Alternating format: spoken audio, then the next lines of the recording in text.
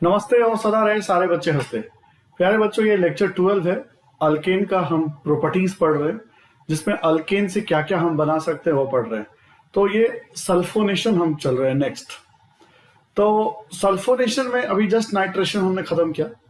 Sulphonation में basically क्या करते हैं, हम अल्केन में हम अटैच कराते हैं SO3H को। ऑफकोर्स SO3H को अटैच कराने के लिए हमें H2SO4 लेना पड़ेगा और कॉन्क लेना पड़ेगा। तो जब कॉन्क H2SO4 लेते हैं तो अल्केन कन्वर्ट हो जाता है ROSO3H में। क्या हर हर अल्केन को हम कर सकते हैं? तो ये तो मैकेनिज्म के बाद पता चलेगा। तो चलिए देखते हैं प्यारे बच्चों। चलिए मैं पेन ले लेता हूँ। पेन है, ओके। सो ये रहा मेरा अल्केन। अब इस R पे आप कंडीशंस लगा सकते हैं। आप चाहे तो CH4 ले सकते हैं, शायद चाहे तो CH2 CH3 ले सकते हैं, अप टू यू। तो अभी फिलहाल के लिए मैं उस पर बात नहीं करता हूँ। अभी सिंपल R को समझ लीजिए कि कोई है ग्रुप। अब बाकी बाद में कंडीशंस लगाते हैं।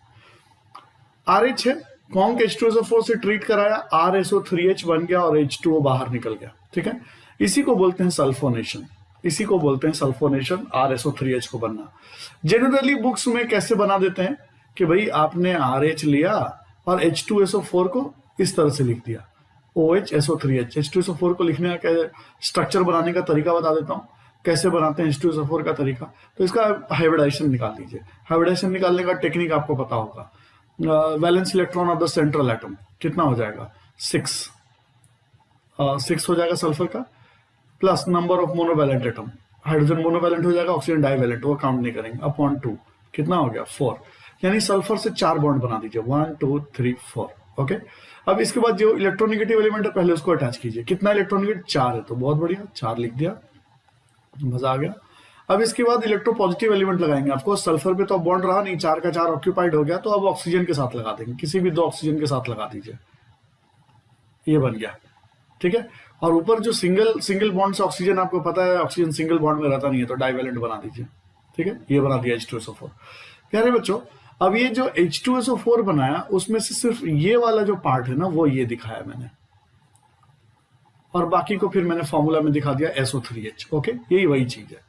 तो जनरली बुक्स में क्या दिखाया जाता है कि भाई RH का H जो है इस OH के साथ मिल जाता है और पानी बन के बाहर निकल जाता है। ये आप देख रहे होंगे, पानी बन के बाहर निकल गया और ये RSO3H बन गया। लेकिन मामला इतने से सॉल्व नहीं हुआ, क्योंकि क्वेश्चन आएगा कि कौन सा हाइड्रोजन निकाले। क्या मीथेन से भी ये प्रोडक्ट मिलेगा, CH3SO3H बनेगा? क्या CH3 इथेन ले लेते हैं तो क्या ये प्रोडक्ट बनेगा, CH3CH2SO3H? तो आंसर है रेयर बनेगा, माइनर बनेगा, या मतलब आप बोल सकते हैं कि लगभग उसको बनाना डिफिकल्ट है। क्यों, आप समझ जाइएगा।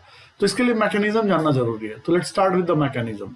ठीक है, क्या है मैकेनिज्म? अब 2 मोल H2SO4 ले लीजिए।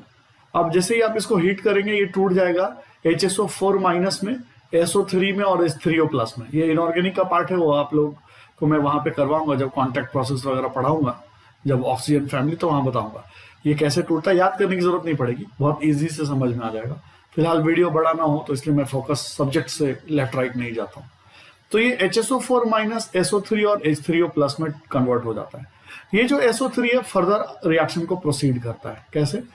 देखिए, ये SO3 मैंने बना दिया, लुक, उसका जो 2 मोल लिया तो ये SO3 बना दिया। ठीक है ना। अब ये जो SO3 मैंने बनाया, ये बेसिकली क्या करने जा रहा है, यही RH के साथ अटैक करेगा। ये जो हाइड्रोजन है ना, RH वाला जो हाइड्रोजन है, ये इस सल्फर पे अटैक करेगा। ठीक है, ये सल्फर पे अटैक करेगा। तो ये कैसे अटैक कर रहा है, जरा ध्यान से देखिए। ये R का इलेक्ट्रॉन लेके आ रहा है, यानी एज H माइनस आ रहा है। It is something like this. तो R पे ना कार्बोकेटायन बन रहा है, यही इंपॉर्टेंट बात है कि R पे बन क्या रहा है। तो ये एज H माइनस इस पे अटैक कर रहा है। ठीक है, सल्फर में आप देख रहे हैं नंबर ऑफ सेल बहुत ज्यादा रहते हैं, तो उसमें वैकेंट स्पेस है, इसमें H आराम से अपना इलेक्ट्रॉन के साथ आ सकता है। तो यहां आ गया। और मैंने आपको सिखाया है कि जैसे इलेक्ट्रॉन डेंसिटी हिट करता है तो ये जो है पाई बॉन्ड टूटता है ऑक्सीजन की तरफ, तो तोड़ दिया और O पे मेरा माइनस आ गया। Getting my point? H attach कर दिया सल्फर पे, 2 ऑक्सीजन है, O पे ये कर दिया। अब इसके साथ H3O प्लस के साथ अटैक कराते हैं। ठीक है, H3O प्लस का मतलब क्या हो गया कि H प्लस एंड H2O, पानी में H प्लस बहुत सारे होंगे, तो H3O प्लस भी आप लिख सकते हैं। अब ये H3O प्लस H प्लस दे देगा इसको, H प्लस देगा तो देखिए क्या बन गया, HOH S double bond O double bond O, ये बन गया आपका देखिए H2SO3। ठीक है, अब ये ना बहुत ज्यादा स्टेबल नहीं होता है, थोड़ा सा भी अगर इसको हीट करेंगे तो तुरंत से ये पानी बन के बाहर निकल जाता है, H2O बनता है SO2 है। Got it. अब ये फर्दर रिएक्शन को प्रोसीड करता है सल्फोनेशन में, यानी हमने क्या किया, SO3 बनाया, SO3 से फिर SO2 बनाया। अब आगे चलते हैं क्या करने जा रहा है, ये रहा SO2। SO2 सल्फर पे अपना लोन पेयर है, ये जाके R प्लस पे अटैक करेगा। कौन सा R प्लस पे, याद कीजिए, ये जो यहां से R प्लस निकला, ये वाले R प्लस पे जो आपका सॉल्यूशन में है, इस पे जाके अटैक करेगा। ठीक है, अब ये R प्लस पे अटैक करेगा, सल्फर पे एक्स्ट्रा इलेक्ट्रॉन है, इसने दिया, सल्फर पे प्लस आ गया। ठीक है, और R का प्लस न्यूट्रलाइज हो गया और R अटैच हो गया सल्फर से। क्लियर। वाटर से फिर से कराया, तो जब वाटर से कराएंगे तो क्या बन जाएगा प्यारे बच्चों, देखिए वाटर यानी कि ऑक्सीजन पे मेरा लोन पेयर है, वो इसको इलेक्ट्रॉन दे देगा। तो जैसे इलेक्ट्रॉन देगा तो सल्फर का प्लस चार्ज खत्म हो जाएगा और O अटैच हो जाएगा उससे। ये देखिए O अटैच कर दिया, क्योंकि ऑक्सीजन ने इलेक्ट्रॉन दिया था तो O पे प्लस कर दिया। राइट।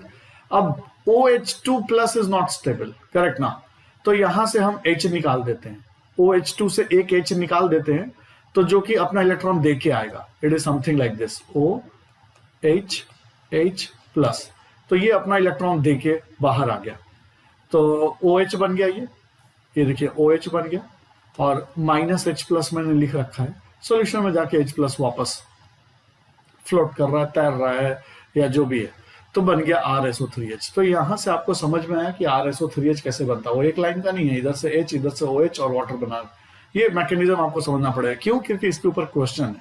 क्वेश्चन क्या है जरा देखिए, this is an ionic reaction occurring through the formation of carbocation या carbonium ion intermediate. R plus बन रहा था, तो अब बात उठती है कि R प्लस बन रहा है, तो आपको पता है कि 3 degree carbocation is more stable then 2 degree and 1 degree, यानी कि ये रिएक्शन 3 डिग्री वाले अल्केन के साथ बहुत अच्छे से होगा, जो कि कार्बोकेटायन बनाएगा। So that is why reactivity of halogen atoms in this reaction is, halogen गलती से लिख दिया, हाइड्रोजन लिखना था इसको, हाइड्रोजन। ठीक है, hydrogen atom in this reaction is 3 degree. क्यों? क्योंकि 3 डिग्री से जब वो H माइनस करके आएगा तो 3 डिग्री पे प्लस बनेगा, और 3 डिग्री पे प्लस बनता है विच इज हाईली स्टेबल। तो आगे चलिए, फॉर दिस रिएक्शन यहां पे देखिए कंडीशन लगा दिया है, CH4 और C2H6 यानी ethane can't be sulphonated because CH3 plus and CH3CH2 plus are not stable. क्या है ये CH3 प्लस है, यानी हमारे और आपके लैंग्वेज में इसको आप 0 डिग्री बोल सकते हैं, बट 0 डिग्री एग्जिस्ट नहीं करता। हाँ, इसको आप 1 डिग्री बोल सकते हैं, because this carbon is attach with 1 carbon, तो आप इसको 1 डिग्री बोल सकते हैं। तो 1 डिग्री और ये तो 0 हो गया, यानी कि आपको CH3 प्लस हो गया। 2 डिग्री भी चल जाता, 3 डिग्री तो पक्का चलेगा, क्योंकि 3 degree carbocation is more stable. इसलिए हम लोग CH3 प्लस और CH3CH2 प्लस से सल्फोनेशन से बचते हैं, यानी कि मिथेन और इथेन लेने से बचते हैं। अब देखिए क्वेश्चन दिया मैंने आपको, CH3CH कॉम के H2SO4 ले लिया, तो देखिए ये वाला जो H है ना, ये वाला खींचते हैं। H तो हमारे पास बहुत है, यहाँ पे भी है, यहाँ पे भी है, यहाँ पे भी है, लेकिन ये वाले H को खींचते हैं। क्यों? क्योंकि ये H निकलेगा तो यहाँ पे प्लस बनेगा इस कार्बन पे, और इस कार्बन पे अगर प्लस बनेगा तो this carbon is attach with 3 carbon, 1 2 and 3, so 3 degree carbocation बन रहा है। तो जहां से H निकलता है वहां SO3H लगा देते हैं। करेक्ट। तो इस तरह से आपको दिखा, और ये मेजर प्रोडक्ट बन रहा है। करेक्ट। इस तरह से दिखा कि आप H वहां से निकालेंगे जहां पे 3 डिग्री कार्बोकेटायन बनने की पॉसिबिलिटीज हो। ओके, और नहीं तो बाकी जगह पे SO3H लगाने से अवॉइड करेंगे। अगर 1 डिग्री और CH3 प्लस है तो 2 डिग्री में भी चल जाएगा। ठीक है, होमवर्क है ये आपके लिए कि H2SO4 और H2 के साथ हमने इसका रिएक्शन करवाया, हिट कर दिया, तो हमारा क्या प्रोडक्ट मिलेगा, एक्सप्लेनेशन। ये ठीक है, अब आप इसके बारे में सोचिएगा और मुझे बताइएगा। ठीक है, ये आपके लिए इस बार का होमवर्क है। अगर अच्छा लग रहा हो इन्फॉर्मेशन और लेक्चर्स, तो जरा अपना आशीर्वाद देते रहिए। और दूसरा, अगला जो चैप्टर है कंबसन ऑफ अल्केन्स है, यानी अगला जो टॉपिक है, यानी लेक्चर जो नेक्स्ट लेक्चर होगा वो कंबसन ऑफ अल्केन हम करेंगे। तब तक के लिए नमस्ते और सदा रहे हंसते, प्यार बरसाते रहिए, और अच्छे अच्छे लेक्चर्स आपको मिलते रहेंगे। धन्यवाद।